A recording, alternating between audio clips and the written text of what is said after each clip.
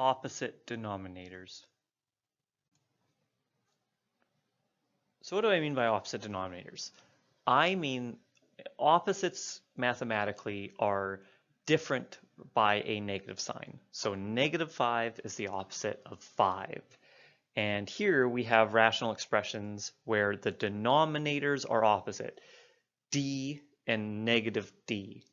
And so, even though the denominators don't look like they are common at the moment because they differ by a negative sign, they are actually very similar, and with a little bit of mathematical rearranging, we can make them common, and we don't have to do any of the multiplying that we were doing previously, which makes our lives a lot easier. So as you know from previous math courses, if I have a fraction like 7 over -10, that's the same as -7 over +10, or -7 over 10. All three of these examples are identical.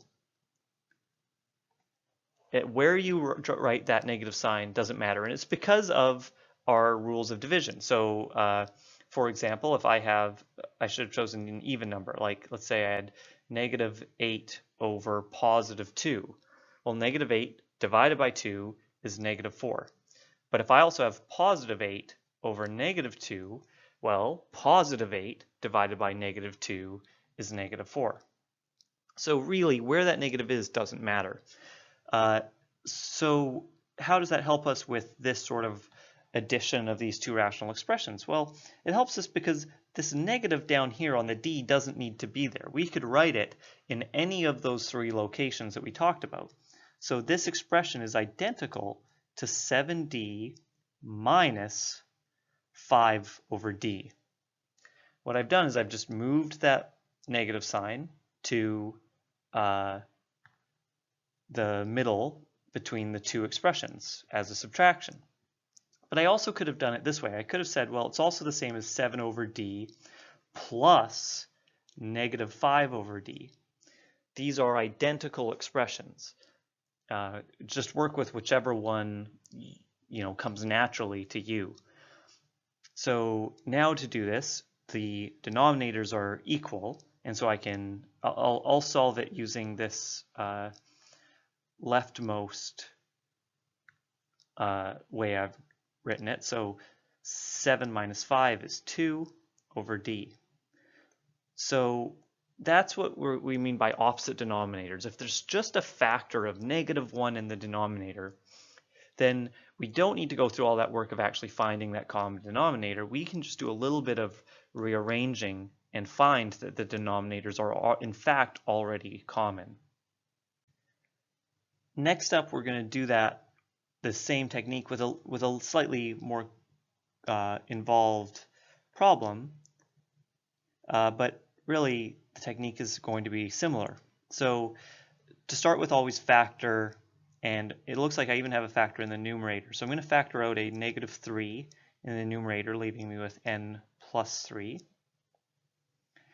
And in the denominator, that's a simple trinomial, that would be n plus 3 times n minus 2. And then I have subtract n plus 3 over 2 minus n.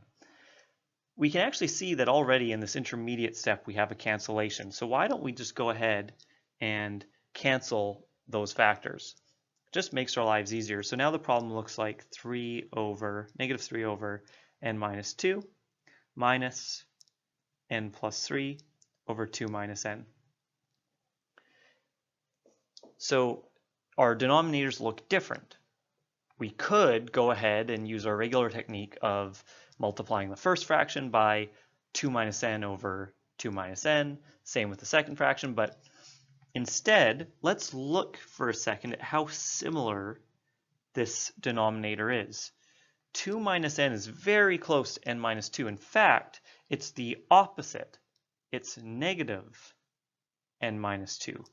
And we could prove that by multiplying that negative sign back in.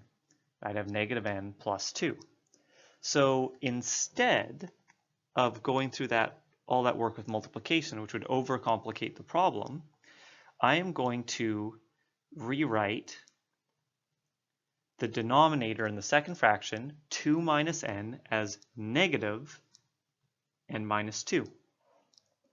Now my denominators are looking very close to being common. I have to move this negative sign.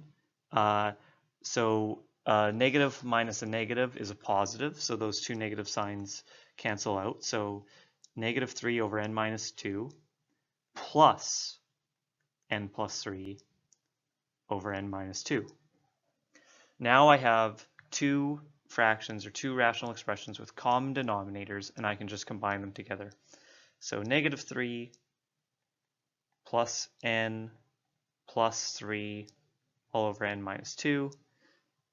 Those 3's cancel, leaving me with n over n minus 2.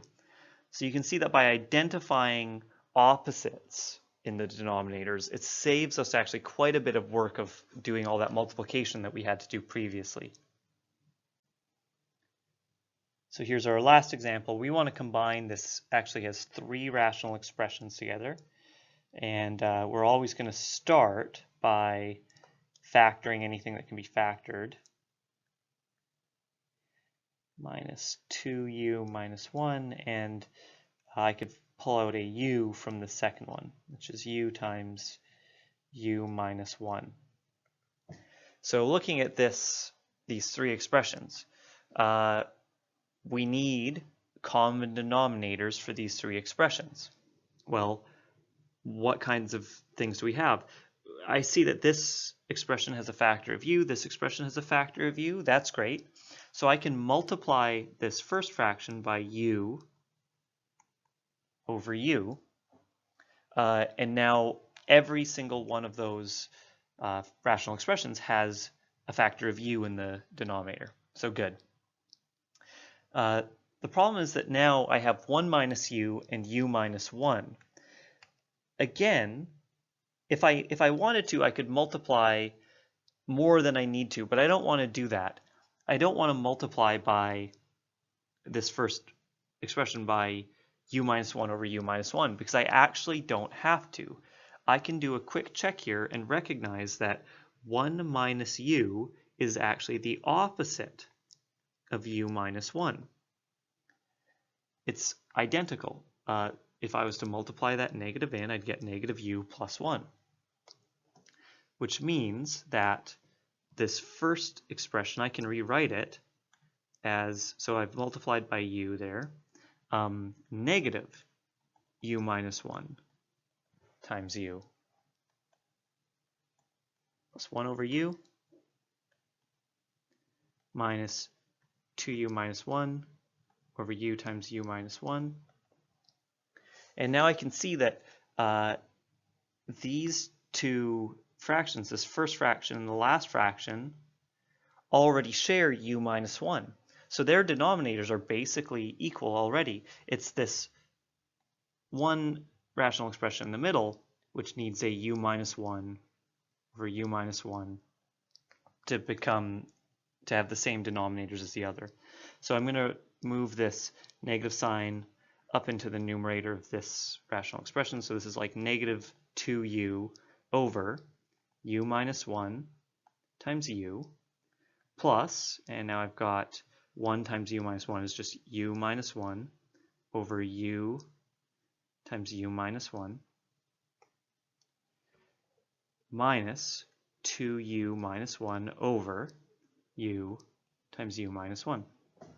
And so now I have my three rational expressions all with common denominators. And what it really took was a recognition that this 1 minus u up here, all the way at the beginning, could be rewritten as negative u minus 1. And now I can go ahead and combine all of these. So I have negative 2u plus u minus 1, and then I have minus 2u plus 1, because I have minus 2u minus negative 1 is the same as plus 1. All of that's over u times u minus 1. And combine everything together. Well, at least my 1's cancel, which is nice. And I have negative 4u plus 1u is negative 3u over u times u minus 1. And there's a nice simplification here. The u's cancel, leaving me with negative 3 over u minus 1.